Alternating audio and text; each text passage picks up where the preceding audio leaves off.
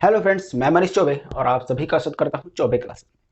हम लोग परसेंटेज की क्लास को देख रहे थे और आज परसेंटेज की दूसरी क्लास है। जिन लोगों ने पहली क्लास को नहीं देखा है, कृपया आप उन्हें जरूर देख लें, जिससे आपको बेसिक धीरे धीरे जरूर क्लियर हो जाएगा। और जब वो क्लियर हो जाएगा तो आप आगे आने वाले सवालों को भी बड़े आसानी से समझ सकते हैं। ठीक है, तो चलिए अगले क्वेश्चन चलते हैं। तो ये देखिए, आपके सामने एक क्वेश्चन लगा हुआ। ये आपसे क्या कह रहा है? ये कह रहा है कि एक शहर की आबादी में लगातार 2 वर्षों में 10% और 20% की वृद्धि हुई। ठीक है, किंतु तीसरे वर्ष इसमें 25% की कमी हो गई। तो तीसरे वर्ष में जनसंख्या और 3 वर्ष पूर्व यानी जो पहले रही होगी उस जनसंख्या में अनुपात आपको बताना है। देखिए, देखने में तो ये सवाल बहुत ही टफ लग रहा होगा, लेकिन ये बहुत ही आसान क्वेश्चन। देखिए, पहले साल और दूसरे साल में क्या हुआ है? 10% और 20% की वृद्धि हुई है। तो पहले लिख लेते हैं प्रतिशत जो भी दिया हुआ है, 10%, 20% और 25%। ठीक, ये दोनों तो आपके बढ़े हुए हैं, यानी 10% और 20% तो बढ़ा हुआ है, लेकिन ये 25% क्या हो गया है? कम हो गया है। ठीक है, बस देखिए कैसे करेंगे। 10% का मतलब होता है 1/10। ठीक है, पहली क्लास में मैंने समझाया कैसे आता है। 20% का मतलब होता है 1/5 और 25% का मतलब होता है 1/4। ठीक है, अब ध्यान दीजिएगा, अगर जनसंख्या 10 रही होगी तो उस पे 1 की वृद्धि हो जाएगी। ये साइन वृद्धि का है, वृद्धि बता रहा है भाई। 10% बढ़ा है तो बढ़ेगा ना। 10 पे 1 यानी अगर पहले 10 रही होगी तो अब कितना हो जाएगी? 11। ठीक है, उसी तरह अगर जनसंख्या दूसरे साल की बात कर रहा है, 5 पर 1 की वृद्धि, ये वृद्धि हुई है, यानी अगर 5 रही होगी तो अब कितनी हो जाएगी? 6। तो आप लिखेंगे 5 और इसको लिखेंगे आप 6। ये भी क्लियर हो गया। अब जो तीसरा साल था उसमें देखिए कमी हो गई है, 4 पर 1 कम हो गई, यानी अगर 4 रही होगी जनसंख्या तो अब कितनी हो गई है? 3 हो गई है। तो अब आपसे पूछ रहा है ये वाला रेशियो, यानी पहले वाला जो भी रेशियो था, यानी कि इधर अगर आप मल्टीप्लाई करेंगे तो ये पहले वाला रेशियो आएगा, और 3 साल के बाद इधर वालों को मल्टीप्लाई करेंगे तो 3 साल बाद की जनसंख्या आ जाएगी। इन्हीं दोनों का आपसे रेशियो पूछा है। तो देखिए, करना कुछ नहीं है, जो कट रहा है तो उसको काट ही लेंगे।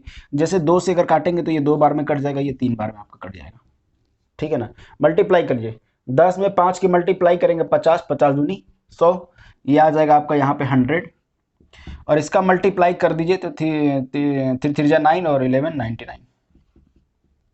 ठीक, यानी कि 3 साल पहले जो जनसंख्या थी वो 100 थी, और 3 साल के बाद की जो जनसंख्या कितनी है? 99 है।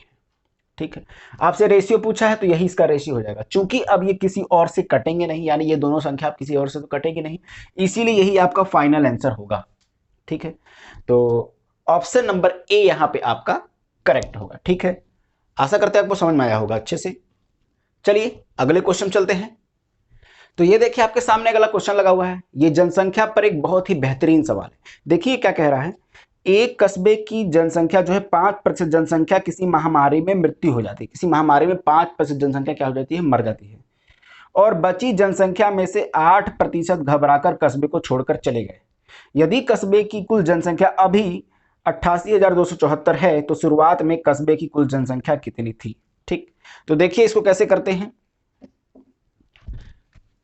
ऐसे क्वेश्चन में शुरुआत में जो जनसंख्या थी मान लेते हैं x होगा। अभी घबराइएगा मत कि सर x मानेंगे लंबा करेंगे, कोई दिक्कत नहीं है।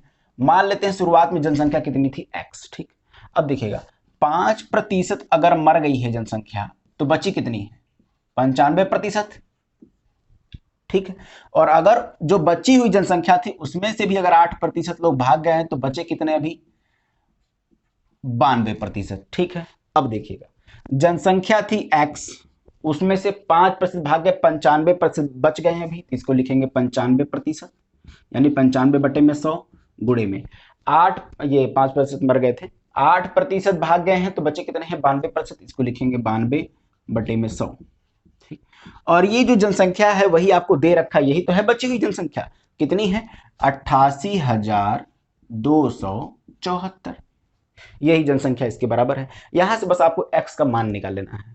अब आपको समझ में आ गया होगा क्या करना है, केवल भाग देना है। देखिए 2 से काटेंगे, 2 से नहीं 5 से काटेंगे तो कटेगा 19 बार में, ये कटेगा आपका 20 बार में। 2 से काटेंगे तो ये कटेगा आपका 46 बार में, ये कट जाएगा आपका 10 बार में। 19 से अगर आप इसको काटेंगे तो ये कट जाएगा आपका 46 बार में, और अगर 46 इसको काटेंगे तो ये आपका कट जाएगा 101 बार में। यानी x का मान कितना आ गया? ये 101, गुणे में इधर से 1000, ये 100 और ये 10, 1000 होगा, 1000 उधर चला जाएगा, ये कितना आ गया आपका 101,000, यानी कि 1,01,000, यानी कि जो जनसंख्या थी पहले वो थी 1,01,000, यही आपका आंसर हो जाएगा। ठीक है, आशा करते हैं कि आपको समझ में आया होगा ये क्वेश्चन बहुत ही अच्छे से। ठीक है, अगले क्वेश्चन अगले पार्ट में हम लोग अच्छे अच्छे क्वेश्चन के साथ फिर से मिलते हैं, तब तक के लिए धन्यवाद।